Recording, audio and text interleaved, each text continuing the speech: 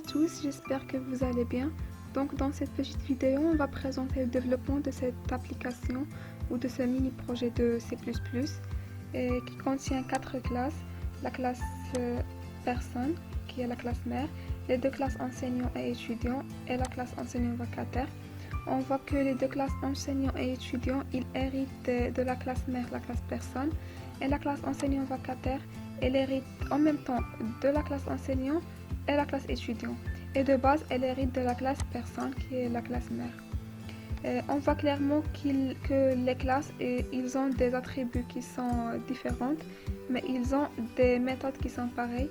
Donc, en concluant qu'on va utiliser dans ce mini-projet le polymorphisme. En passant au développement de ce projet. Premièrement, j'ai commencé par créer les fichiers HPP, CPP et le main. Je commence par la première classe, la classe personne. J'ai commencé par déclarer les attributs, le CIN, le nom et l'âge, le constructeur par défaut d'initialisation et le destructeur. Ensuite, j'ai déclaré les getters et les setters pour accéder aux attributs puisqu'ils sont déclarés privés. Ensuite, les méthodes de cette classe, il y a la méthode affichée et la méthode plus grand. Le plus grand, elle compare entre l'âge de chaque personne. J'ai mis le mot-clé virtuel pour dire que ces méthodes vont être redéfinies dans les classes filles de cette classe. Ensuite, passons à la classe enseignant. J'ai mis le mot-clé public virtuel pour dire que cette classe elle hérite de la classe personne et aussi les classes filles de cette personne vont aussi hériter de la classe personne. J'ai déclaré les attributs de cette classe, le code, le salaire, etc. Ensuite, les constructeurs par défaut d'initialisation et le destructeur, comme avant. Ensuite, les getters et les setters pour accéder aux attributs et les méthodes affichées plus grand et le salaire et aussi je les ai déclarés. Ensuite, passons à la classe étudiant qui hérite de la classe personne. On a déclaré les attributs, le CNE, le niveau, la filière et la bourse, les constructeurs par défaut d'initialisation et les destructeurs, les getters et les setters pour accéder aux attributs qui sont déclarés privés, et les méthodes affichées qui affichent les informations pour cet étudiant, plus grand qui compare entre le niveau de 2 étudiants et le salaire qui retourne la bourse de cet étudiant. La même chose, on les a déclarés virtuels pour dire qu'ils vont être redéfinis dans les classes filles de cette classe. Finalement, on a la classe enseignant vacataire qui hérite en même temps de la classe enseignant et la classe étudiant, l'attribut matricule qui est déclaré privé, les constructeurs par défaut d'initialisation et les destructeurs comme d'habitude, les getters et les setters, et la méthode affichée qui affiche les informations pour cet enseignant vacataire, la méthode plus grande qui va retourner un booléen en comparant le niveau, et la méthode salaire qui retourne 70% du salaire bourse plus salaire mensuel. Et passons maintenant au développement de ces classes. Donc commençons par la classe personne. Pour le constructeur par défaut, on a donné des valeurs nulles. Au constructeur d'initialisation, on les a affectés le ICIN, le INOM et le IAGE et le destructeur. Après, on passe aux getters et setters, donc le retour pour les getters et l'affectation pour les setters, pour tous les attributs.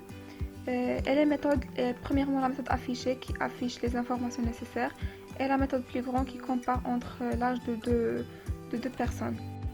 Et maintenant pour la classe enseignant, la même chose pour le développement, mais ici on a fait appel au constructeur de la classe mère, la classe personne. La même chose pour le constructeur d'initialisation, on a fait appel à la classe personne.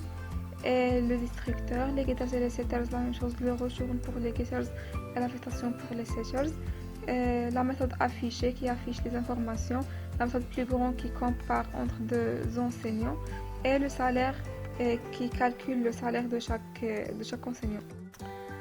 Et donc pour la classe étudiant, on dirait la même chose que la classe précédente.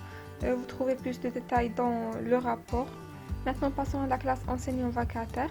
Pour la classe enseignant vacataire, on a fait appel aux 3 constructeurs des classes mères et des classes précédemment déclarées, la classe étudiant, enseignant et la classe personne. La même chose pour le constructeur d'initialisation, on a fait appel aux 3 autres classes des classes mères, les getters et les setters, la méthode affichée qui affiche le nom, le CIN, le niveau et toutes les informations nécessaires pour cet enseignant vacataire. et la méthode boule plus grand qui fait la comparaison entre deux enseignants vacataires et la dernière méthode le salaire qui calcule, qui retire 70% du salaire. Passons maintenant au test de ces classes. Commençons par la classe personne et la classe enseignant. Donc pour la classe personne, on a créé deux objets de cette classe, le P1 et le P2. On a affecté des informations nécessaires pour chaque personne. On a affiché la première personne et comparé entre les deux. Et pour la classe enseignant, la même chose, on a créé deux enseignants, EN1 et EN2.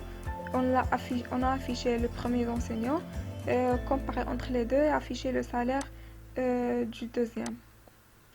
Voyons le test. Donc ici on voit l'affichage de la première personne, le 0 parce que la deuxième personne est plus âgée que la première, et pour l'enseignant qui est de base déjà une personne, donc les infos pour la méthode affichée, le 1 pour la méthode plus grand et le calcul du salaire. Et pour les deux autres classes, la classe étudiant et la classe enseignant vacataire, la même chose. On a créé deux pour chacune. On a affiché le premier étudiant, comparé entre les deux, affiché le salaire.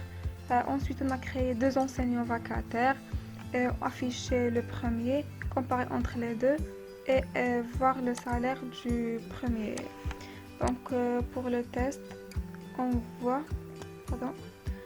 l'affichage de la classe de la méthode affichée, le 1 pour la comparaison entre les deux, le 100 pour l'affichage de la méthode salaire qui rejoint la bourse, et pour l'enseignant vacataire, on voit le traitement de la méthode affichée, le 1 la même chose pour la comparaison et le calcul du salaire.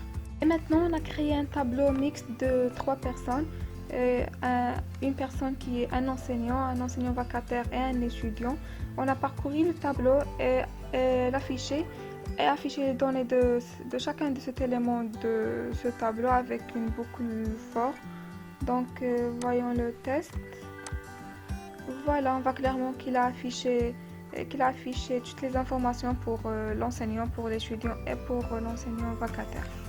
Et donc voilà, c'était tout pour le développement de ce mini-projet.